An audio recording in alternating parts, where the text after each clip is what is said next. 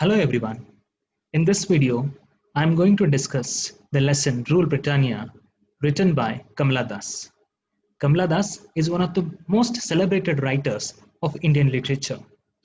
She was a bilingual writer. She wrote both in English and Malayalam. Malayalam was her mother tongue. This lesson, Rule Britannia, deals with colonialism and racial discrimination. Now, before proceeding further, let's discuss about the author.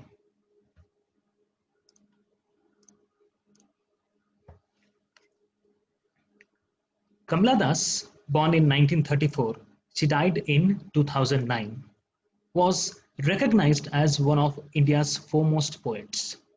She wrote novels, collection of poems, and short stories, both in Malayalam and English. Her name in her writings in Malayalam was Madhavi. Her works in English include Alphabet of Lust, published in 1977, a collection of short stories, Summer in Calcutta, published in 1965, The Descendants, published in 1967, The Old Playhouse and Other Poems, published in 1973, and Only the Soul Knows How to Sing, published in 1996, are collection of poems. She was honored with Sahitya Akademi Award and many more awards. She was nominated for Nobel Prize for Literature in 1984. Her books have been translated into various languages, including French, Spanish, Russian, German, and Japanese.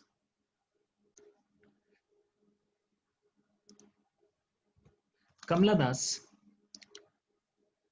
is one of the foremost poets. She has written novels, poems, and short stories. She has written both in Malayalam as well as English. When she wrote in Malayalam, she used name Madhavi. Now, let's see the names of her short story collection and poetry collections. Alphabets of Lust, published in 1977, is a collection of short stories. And her important poetry collections are Summer in Calcutta, The Descendants, The Old Playhouse and Other Poems, Only the Soul Knows How to Sing. These are her important poetry collections. Kamala Das has won many awards and recognitions. She has won Sahitya Akademi Award. She was nominated for Nobel Prize for Literature in 1984. Her works are widely read, both in Malayalam as well as English. She is known for a particular confessional type of poetry. Confessional poetry became a rage during 1940s and 50s in America. Sylvia Plath is one of the famous example of this school of poetry. In India, Kamala Das has written confessional poetry. Her works are translated in various languages, including French, Spanish, Russian, German, and Japanese. Now, this is the brief introduction about the author, that is Kamala Das. Now, and this particular extract, Rule Britannia, is taken from her autobiography, My Story. Now, My Story, when it was published, it caused a sensation because she made many honest confessions in this autobiography. If you get to read it, please go and do it. Now, before proceeding further, let's go through brainstorming questions. As I've already mentioned, this lesson is about colonialism and racial discrimination. Now, there are three brainstorming questions. First one is, have you ever come across discrimination among children based on their looks? Second one, when did the idea that white or fair complexion is beautiful and black is ugly develop in India? How do you connect to your siblings? Now, these are the three questions. Now, you have to keep these three questions in your mind while reading this lesson. Now, we all know Racial discrimination is one of the evils that human society has. Now, racial discrimination based on color is prohibited in the Indian Constitution. You cannot discriminate any person uh, based on the color of a person.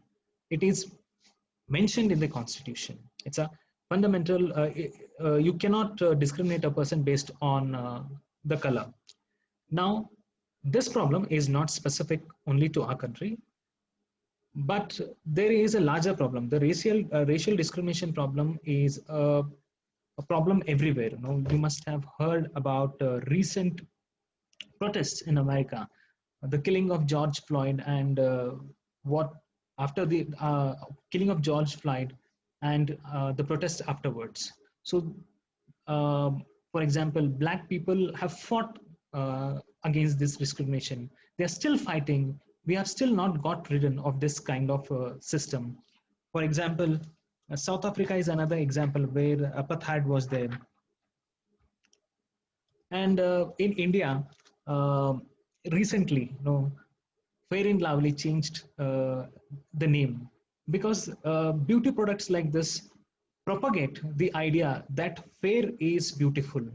So you are forced to you are forced to accept this idea that white or fair complexion is beautiful and the black is not. So that idea is perpetuated through these beauty products and the advertisements they give. So that is the reason recently, Fair and Lovely, you can see on the screen, you can see the various news clippings where Hindustan Unilever, which produces the product Fair and Lovely, has changed the name to Glow and Lovely. But still, it's still problematic, though it has changed the name. Now it is good that the debate is taking place in the right direction, but still there is a long way to go. We are still obsessed with fair skin, uh, and fair skin is associated with beauty, whereas uh, darker complexions are considered as ugly. They are not considered as beautiful. Now that is the problem. We have taken step in the right direction, but still there is a long way to go. Uh, if you take if you look at the history, history is full of incidents of racial discrimination. For example, take the history of America. Americans have fought civil wars because of racial discrimination. When Abraham Lincoln was the president of America, civil war took place in America. Civil war took place between the northern states of America and southern states of America. Northern states of America were in favor of abolition of slavery, and southern states were in favor of slavery, and that is the reason the war took place. And finally, northern states won, and the southern states were defeated. But unfortunately, at the end of the war, after a few days, Abraham Lincoln was shot dead. Now, though he was successful in abolishing slavery, which is based on again racial discrimination, still the problem continued in America. And it was in 1960s when Martin Luther King Jr. led civil rights movement. Again, there was a huge discussion. During that time, it was almost impossible to think that America would one day have black president. Obama